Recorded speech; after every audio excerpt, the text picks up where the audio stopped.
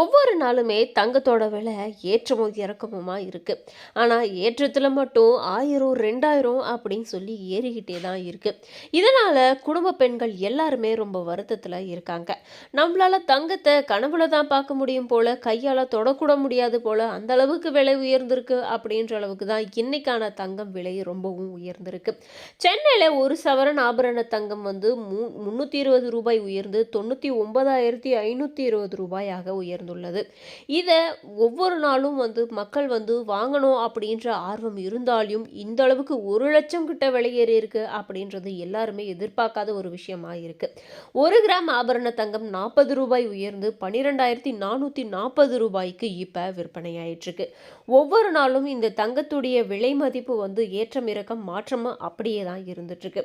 ஆனா ஒரு காலமும் இந்த அளவுக்கு வந்து ஏறினதே கிடையாது இதுவரையிலையும். ஆனா இதுல சில்வரும் வந்து இப்ப விலை ஏறி இருக்கு.